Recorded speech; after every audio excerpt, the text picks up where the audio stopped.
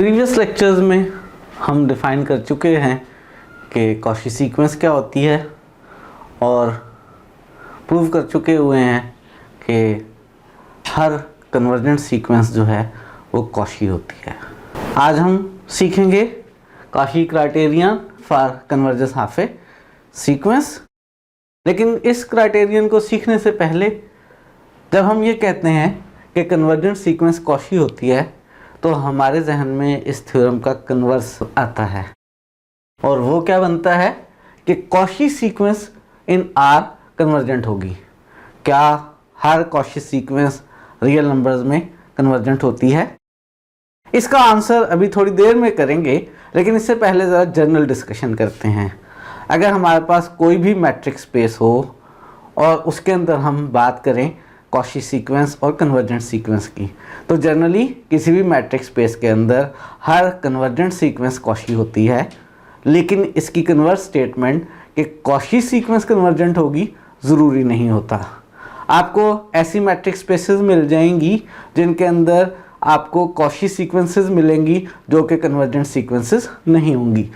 Are में क्या होता है ये अभी थोड़ी देर में सीखेंगे, लेकिन जनरली जो आइडिया है, जनरली जो रिज़ल्ट है वो ये है कि किसी भी मैट्रिक स्पेस के अंदर हर कन्वर्जेंट सीक्वेंस कॉची होती है, लेकिन आपको ऐसी कॉची सीक्वेंसेस मिल जाया करती हैं जो कन्वर्जेंट नहीं होती, यानी इस स्टेटमेंट का कन्वर्स जनरली ट्रू नहीं होता। एक एग्जांपल देखने लगे हैं ऐसी सीक्वेंस की जो कॉची है लेकिन कन्वर्जेंट नहीं है। हम मैट्रिक स्पेस रियल नंबर्स की बात नहीं कर रहे, रियल नंबर्स की एक सब स्पेस की बात कर रहे हैं। हमने मैट्रिक स्पेस X ली है। ये मैट्रिक स्पेस X जो है इंटरवल है 0 साइड से ओपन और 1 साइड से क्लोज्ड। ये जो रियल नंबर्स का सबसेट है ये भी एक मैट्रिक स्पेस है। अब हम इस मैट्रिक स्पेस के अंदर एक ऐसी सीक्वेंस की एग्जांपल देखने लगे हैं जो कॉची है लेकिन कन्वर्जेंट नहीं है। सीक्वेंस हम ले रहे हैं xn = 1/n। ये सीक्वेंस इस सेट के अंदर है। कोई भी सीक्वेंस किसी सेट के अंदर, किसी मैट्रिक स्पेस के अंदर उस वक्त होती है जब उस सीक्वेंस की सारी टर्म्स उस सेट के अंदर मौजूद हों। यहाँ पे हमारे पास जो सीक्वेंस है xn = 1/n, इसकी टर्म्स बन रही हैं 1, 1/2, 1/3 और सो ऑन।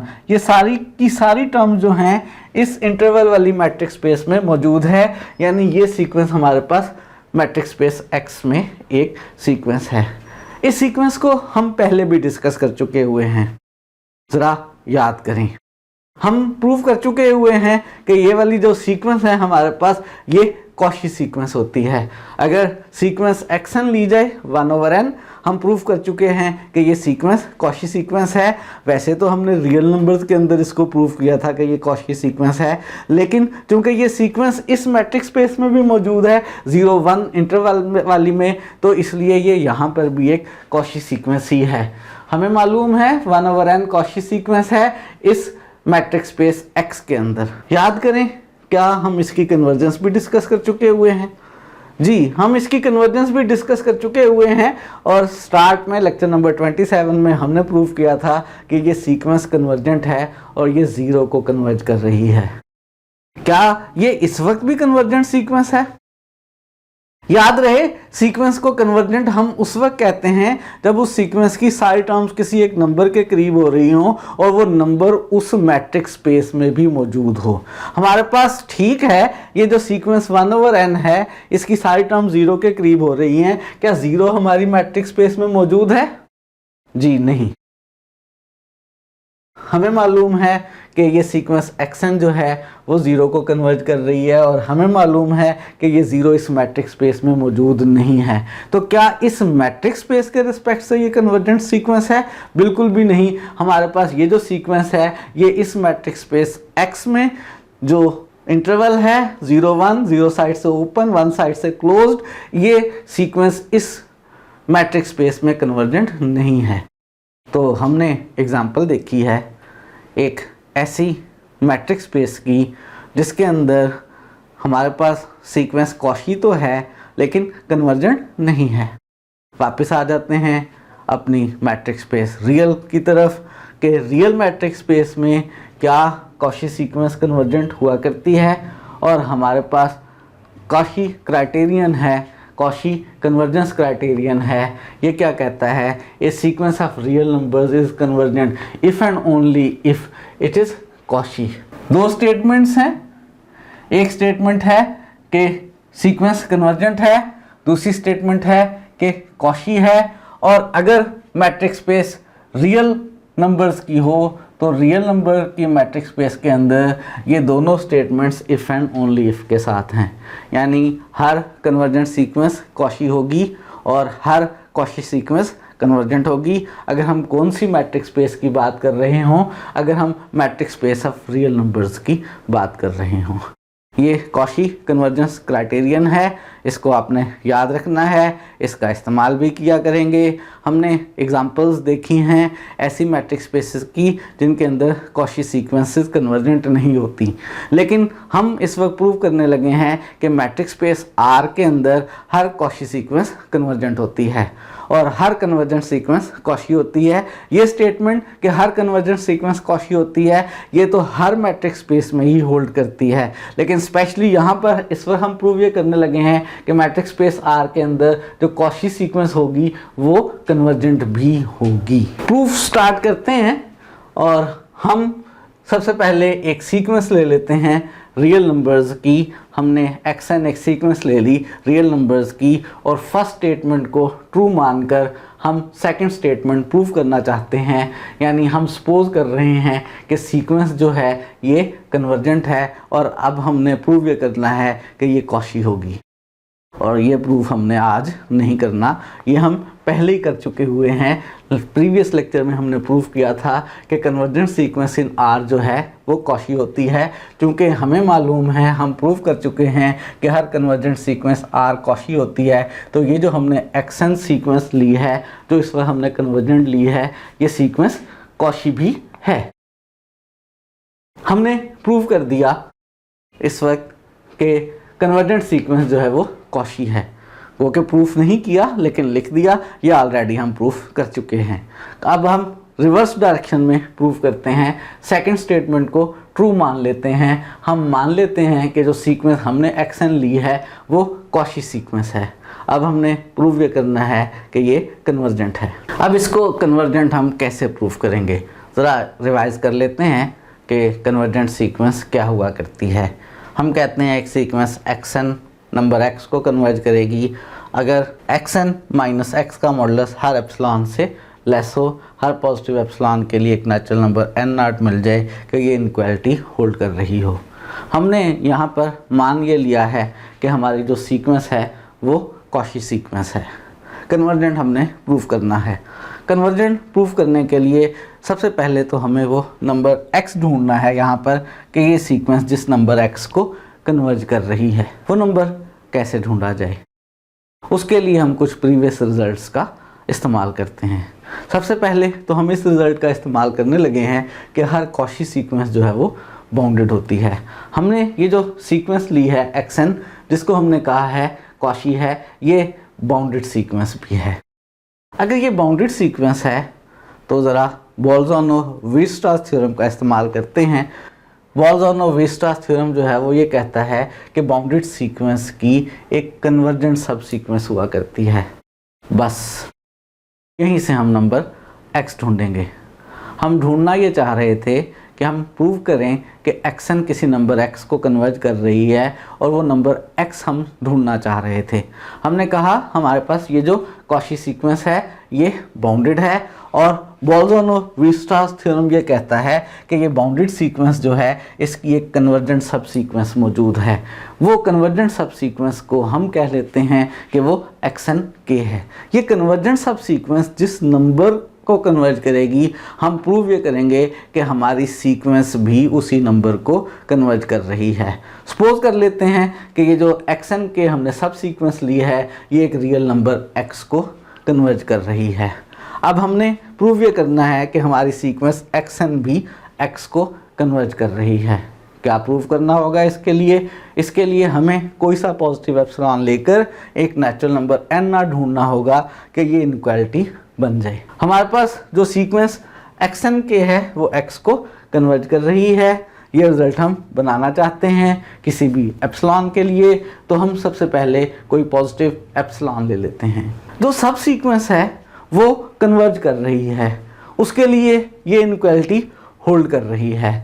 यानी सब सीक्वेंस के लिए कोई सा भी एप्सिलॉन हम लेंगे तो ये इनइक्वालिटी होल्ड करेगी, आपको एक नेचुरल नंबर मिल जाएगा।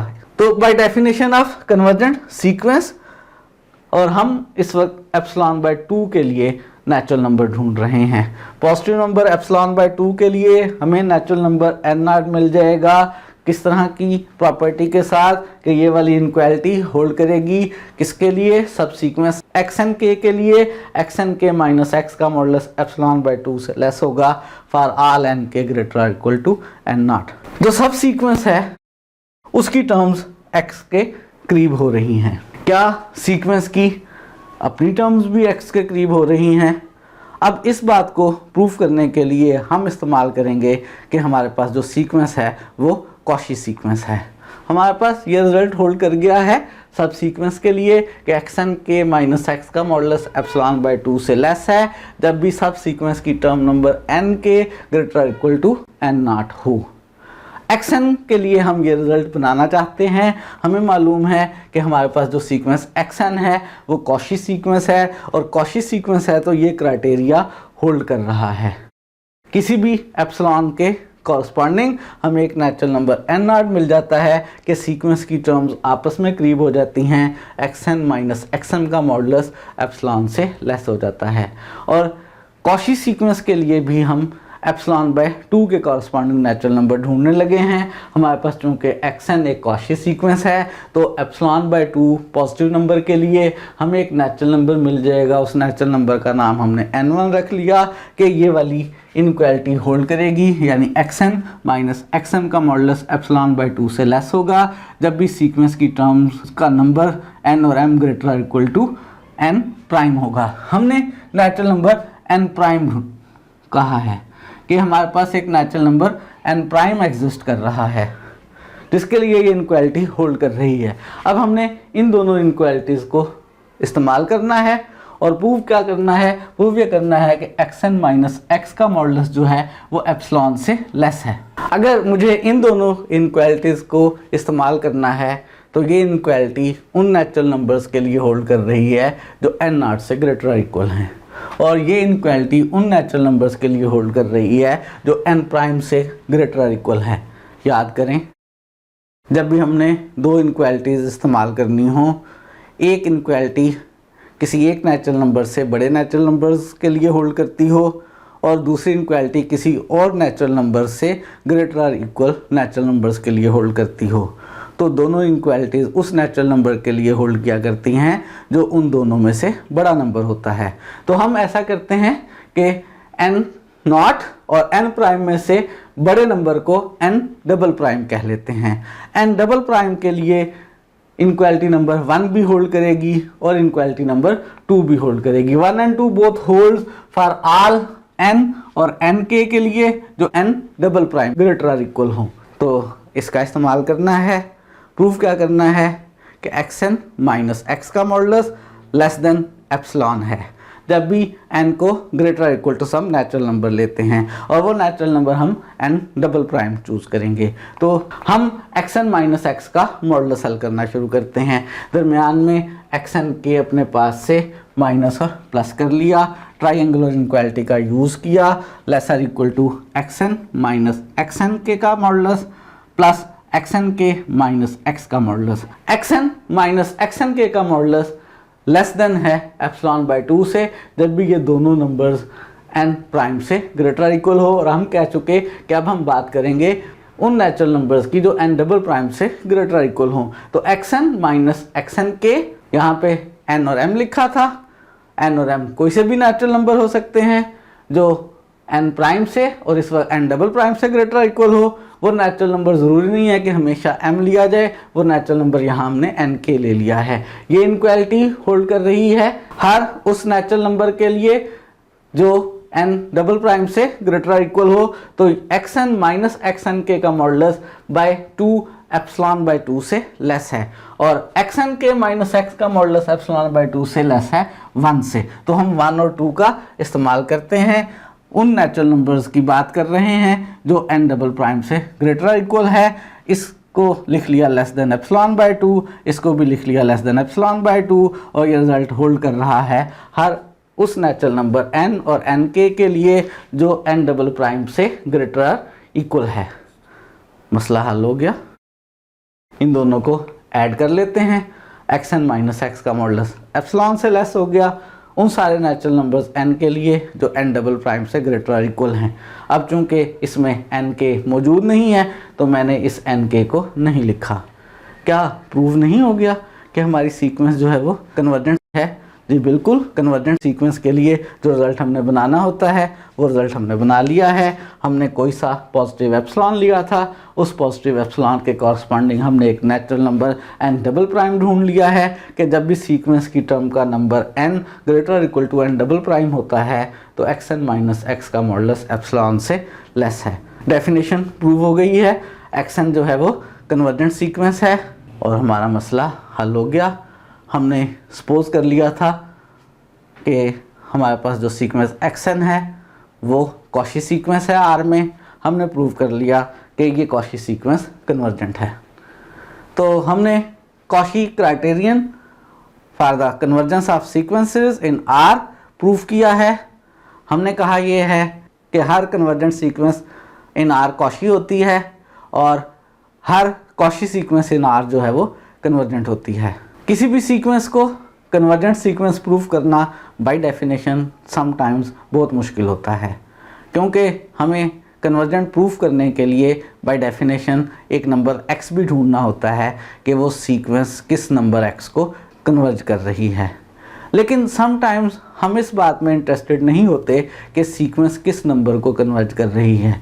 हम सिर्फ इस बात में इंटरेस्टेड होते हैं कि पहले ये तो डिसाइड कर लिया जाए कि सीक्वेंस कन्वर्जेंट है या नहीं। हमने इससे पहले भी प्रूव किया था कि अगर एक सीक्वेंस मोनोटॉनिक हो और बाउंडेड हो तो वो कन्वर्जेंट होती है।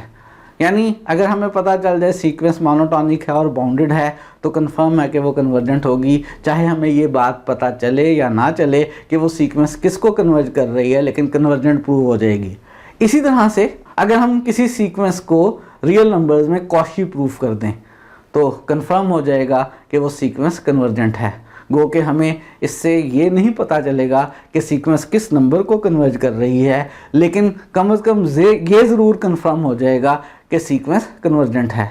तो आइंदा हम सीक्वेंसेस को कन्वर्जेंट प्रूफ करते हुए बजाय इसके कि लिमिट ढूंढे, इस बात का भी इस्तेमाल कर सकेंगे कि हम प्रूव कर लें कि हमारे पास जो सीक्वेंस ऑफ रियल नंबर्स है वो कॉची है। अगर हमने कॉची प्रूव कर लिया तो प्रूव हो जाएगा कि वो सीक्वेंस कन्वर्जेंट भी है। किस नंबर को कन्वर्ज कर रही है ये तो नहीं पता चलेगा, लेकिन कम से कम ये ज़रूर पता चल जाएगा कि हमारी सीक्वेंस जो है वो कन्वर्जेंट है। नेक्स्ट एक एग्जांपल करते हैं और हम इसमें इस्तेमाल करने लगे हैं कॉची कन्वर्जेंस क्राइटेरियन का। और एग्जाम्पल क्या है कि हमारे पास एक सीक्वेंस है जिसको हमने इंडक्टिवली डिफाइन किया है। सीक्वेंस की टर्म नंबर 1 जो है वो 1 के इक्वल है, सीक्वेंस की टर्म नंबर 2 जो है वो 2 के इक्वल है, और इसके बाद में कोई सी भी टर्म हमने निकालनी हो x3 x4 तो वो इस फार्मूले से निकल आएगी। x2 के बाद कोई सी भी टर्म x3 x4 x5 मालूम करनी हो तो वो बेसिकली उससे दो प्रीवियस टर्म्स के एवरेज के इक्वल होगी। फॉर एग्जांपल अगर मुझे सीक्वेंस की टर्म नंबर x3 कैलकुलेट करना है तो वो इससे दो प्रीवियस टर्म्स x2 और x1 की एवरेज होगी, x2 प्लस x1 ओवर 2। अगर मुझे x7 कैलकुलेट करना है तो वो x6 प्लस x5 ओवर 2 के इक्वल होगी। तो ये हमारे पास डेफिनेशन है इस सीक्वेंस की। हम इस सीक्वेंस की कन्वर्जेंस जो है वो चेक करना चाहते हैं कि ये सीक्वेंस कन्वर्जेंट है या नहीं है। ये सीक्वेंस जनरल सीक्वेंस है। फिलहाल मैं इस नंबर को ढूंढने के चक्कर में नहीं पड़ रहा कि ये सीक्वेंस किसको कन्वर्ज कर रही है। मैं प्रूव ये करने लगा हूँ कि ये सीक्वेंस कॉची है और मुझे मालूम है कि रियल नंबर्स में हर कॉशी सीक्वेंस जो है वो कन्वर्जेंट होती है। तो फिलहाल मेरा काम ये है कि मैं ये प्रूव कर दूं कि ये सीक्वेंस कॉशी है। उसके लिए मैं लेक्चर नंबर 46 में जो रिज़ल्ट प्रूव किया था उसका इस्तेमाल करने लगा हूँ। लेक्चर नंबर 46 में हमने रिज़ल्ट प्रूव किया था कि अगर सीक्वेंस की कंसेक्टिव टर्म्स के डिफरेंस का मॉडुलस टर्म नंबर xn+1 और xn के डिफरेंस का मॉडुलस लेसर इक्वल हो 1/2n से, तो फिर वो सीक्वेंस कॉशी होगी। जब भी सीक्वेंस में term number n+1 minus term number n का मॉडुलस 1/2n से लेस हो तो वो सीक्वेंस कॉशी होती है। मैं इस सीक्वेंस को कॉशी प्रूव करना चाहता हूँ। मैं ये इनक्वालिटीज़ के लिए प्रूव करूँगा। एग्जैक्टली ये इनक्वालिटी नहीं प्रूव करूँगा, बल्कि मैं प्रूव ये करूँगा कि xn+1 माइनस xn का मॉडुलस जो है वो लेसर इक्वल है 1/2 पावर n-1 से। अगर मैंने ये भी प्रूव कर लिया तो इससे प्रूव हो जाएगा कि ये सीक्वेंस कॉशी है, और कॉशी प्रूव हो गया तो मसला हल हो गया, क्योंकि रियल नंबर्स में हर कॉशी सीक्वेंस जो है वो कन्वर्जेंट होती है। तो प्रूफ स्टार्ट करते हैं। हम प्रूव ये करेंगे प्रिंसिपल ऑफ मैथमेटिकल इंडक्शन की मदद से कि xn+1 माइनस xn का modulus lesser equal to 1/2n-1 है। ये हम प्रूव करेंगे, और प्रूव करेंगे किसकी मदद से? प्रिंसिपल ऑफ मैथमेटिकल इंडक्शन की मदद से। याद कर लेते हैं प्रिंसिपल ऑफ मैथमेटिकल इंडक्शन क्या कहता है। प्रिंसिपल ऑफ मैथमेटिकल इंडक्शन ये कहता है कि जिस भी स्टेटमेंट को आपने नेचुरल नंबर्स के लिए प्रूव करना हो, सबसे पहले उसे आप नेचुरल नंबर 1 के लिए प्रूव करें।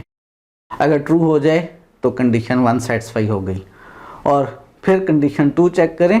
कंडीशन 2 में हम सपोज कर लिया करते हैं कि जो स्टेटमेंट हम प्रूव करना चाहते हैं वो किसी भी नेचुरल नंबर k के लिए ट्रू है, और उसकी मदद से उससे नेक्स्ट नेचुरल नंबर k+1 के लिए प्रूफ किया करते हैं।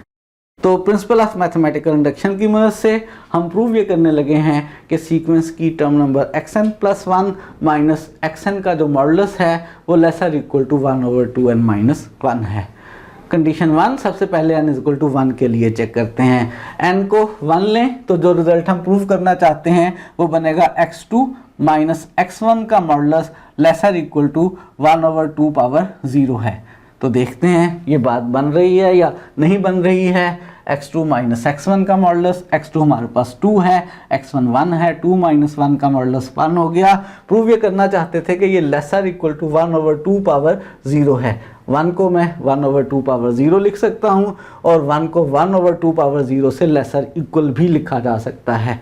गो के 1 इसके एग्जैक्टली इक्वल है, लेकिन लेसर इक्वल लिखने से कोई हर्ज की बात नहीं है, स्टेटमेंट हमारी ट्रू ही रहेगी। तो हमने कंडीशन 1 जो है वो प्रूफ कर ली है n=1 के लिए। ये जो स्टेटमेंट हम प्रूफ करना चाहते थे ये हमने प्रूफ कर ली है, ट्रू हो गई है, कंडीशन 1 हमारी सेटिस्फाई हो गई है।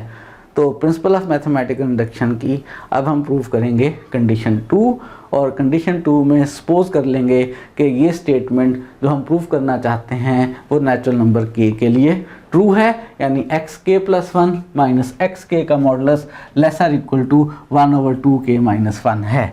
ये हमने मान लिया ट्रू है, और n=k+1 के लिए प्रूफ करना चाहते हैं ये स्टेटमेंट। n की जगह k+1 लिखेंगे तो बनेगी xk+2 माइनस xk+1 लिखने पर k+1, इसका मॉडुलस लेसर इक्वल है 1/, यहाँ पर n की जगह k+1 लिखेंगे तो 2 पावर k। ये रिजल्ट अब हम बनाना चाहते हैं। ये इनक्वालिटी हमारे पास होल्ड कर रही है। xk+2 माइनस xk+1 के मॉडुलस को 1/2k से लेसर इक्वल बनाना चाहते हैं। तो xk+2 माइनस xk+1 का मॉडुलस मुझे इस्तेमाल इसका करना है। इसमें xk+1 और xk मौजूद हैं, लेकिन मेरे पास इस वक्त xk+2 भी है। क्या xk+2 को मैं इससे प्रीवियस टर्म में चेंज कर सकता हूँ? जी बिल्कुल कर सकता हूँ। जी, जो डेफिनेशन सीक्वेंस की मुझे दी गई है उसके मुताबिक xn जो है प्रीवियस 2 टर्म्स की मदद से निकल सकती है। तो xk+2 प्रीवियस 2 टर्म्स की मदद से जब आप कैलकुलेट करेंगे तो xk+2 इससे प्रीवियस टर्म xk+1 और उससे मज़ीद प्रीवियस टर्म एक्स के इन दोनों के मीन से बन रही है। तो एक्स के प्लस 2 जो है मैं उसको लिख सकता हूँ x k plus 1 plus x के ओवर 2। तो एक्स के प्लस 2 की जगह x k plus 1 plus x के ओवर 2 और माइनस एक्स के प्लस 1। अब मेरे पास यहाँ पर मौजूद हैं एक्स के प्लस 1 और एक्स के, और उसके लिए मेरे पास इनक्वालिटी नंबर 1 मौजूद है। थोड़ा सा अरेंज करते हैं, एलसीएम ले लेते हैं। एलसीएम लेने के बाद इन दोनों को प्लस माइनस कर लेते हैं। तो एक्स के minus x k plus 1 over 2 का मॉडुलस। इसको थोड़ा सा और अरेंज कर लेते हैं, 1 ओवर 2 बाहर लिख लिया, इसमें एक्स के प्लस 1 पहले और एक्स के बाद में लिख ली, कोई हर्ज की बात नहीं है। ए का मॉडुलस या माइनस ए का मॉडुलस हमेशा इक्वल हुआ करते हैं, और x k plus 1 minus x के का मॉडुलस तो लेसर इक्वल है 1 ओवर 2 के माइनस 1 से। तो इस 1 का इस्तेमाल करते हुए ये 1/2 एज इट इज, और इसकी जगह इससे greater equal number 1 over 2 k minus 1। Basis same है, पावर्स ऐड हो जाएगी, तो हमारे पास एक्स के प्लस 2 माइनस एक्स के प्लस 1 का modulus lesser equal to 1 over 2 k बन गया। यही बनाना चाहते थे जी, बिल्कुल। n इक्वल टू के प्लस 1 के लिए यही स्टेटमेंट बनाना चाहते थे। ये इनक्वालिटी ट्रू हो गई। n इक्वल टू के प्लस 1 के लिए कंडीशन 2 जो है वो सेटिस्फाई हो गई। और प्रिंसिपल ऑफ मैथमेटिकल इंडक्शन की कंडीशन 1 और कंडीशन 2 दोनों प्रूव हो जाएं तो प्रूव हो गया कि ये जो स्टेटमेंट है ये ट्रू है हर नेचुरल नंबर n के लिए। और हम कह चुके कि अगर किसी भी सीक्वेंस के लिए ये स्टेटमेंट ट्रू हो जाए तो वो सीक्वेंस कॉशी हुआ करती है। इसका मतलब है ये सीक्वेंस हमारी जो गिवन है ये कॉशी सीक्वेंस है। और हमें मालूम है कि रियल नंबर्स के अंदर हर कॉशी सीक्वेंस कन्वर्जेंट हुआ करती है, इसलिए ये वाली सीक्वेंस जो है वो कन्वर्जेंट है। हमें एक सीक्वेंस दी गई थी जो इंडक्टिवली डिफाइन थी, हमसे नहीं गैस हो रहा था कि ये कन्वर्जेंट है या नहीं है, और अगर कन्वर्जेंट है तो किस नंबर को कन्वर्ज कर रही है। हमने क्या किया, हमने प्रूव कर लिया कि ये सीक्वेंस कॉशी है, और हमें मालूम है कि रियल नंबर्स में हर कॉशी सीक्वेंस कन्वर्जेंट हुआ करती है। तो प्रूव हो गया कि ये जो सीक्वेंस हमें दी हुई है ये एक कन्वर्जेंट सीक्वेंस है। किस नंबर को कन्वर्ज कर रही है ये हम नहीं डिसाइड कर रहे फ़िलहाल। हाँ, ये ज़रूर डिसाइड हो गया है कि कन्वर्जेंट है। अब हमारे लिए काम आसान है। अब हम वो नंबर ढूंढने की कोशिश कर सकते हैं कि ये सीक्वेंस किस नंबर को कन्वर्ज कर रही है। इससे पहले अगर हम कोशिश करते रहते तो हो सकता है बाद में पता चलता कि हमारी सारी कोशिश बेकार है, सीक्वेंस तो है ही डाइवर्जेंट। लेकिन अब चूंकि कंफर्म हो गया है कि सीक्वेंस कन्वर्जेंट है तो अब हम कोशिश करके इसकी लिमिट ढूंढ सकते हैं। आज के लिए इतना ही रखते हैं। आज हमने बहुत इंपॉर्टेंट रिजल्ट प्रूव किया है। आज हमने प्रूव ये किया है कि कॉशी कन्वर्जेंस क्राइटेरियन क्या होता है, और उसमें हमने प्रूव ये किया है कि हर Cauchy sequence of real numbers convergent होती है। एक रिजल्ट जो हमेशा होल्ड करता है किसी भी मैट्रिक्स स्पेस के अंदर कि हर कन्वर्जेंट सीक्वेंस कॉशी होती है। उसके अलावा हमने यहाँ पे एक्स्ट्रा बात रियल नंबर्स की मैट्रिक्स स्पेस में प्रूव की है कि इसमें हर कॉशी सीक्वेंस भी कन्वर्जेंट होती है। इसकी वजह से हमारा काम थोड़ा सा आसान हो गया है। आइंदा अगर हमने किसी सीक्वेंस को कन्वर्जेंट प्रूफ करना हो तो बजाय इसके कि हम कन्वर्जेंट सीक्वेंस की डेफिनेशन इस्तेमाल करें, हम कॉशी क्राइटेरियन का इस्तेमाल करके भी उसको कन्वर्जेंट प्रूफ कर सकते हैं। इसमें गो के हमें ये नहीं पता चलेगा कि सीक्वेंस किस नंबर को कन्वर्ज कर रही है, लेकिन कम से कम ये ज़रूर गारंटी हो जाएगी कि सीक्वेंस जो है वो कन्वर्जेंट है। मज़ीद एग्जांपल्स नेक्स्ट लेक्चर में करेंगे। आज के लिए इतना ही।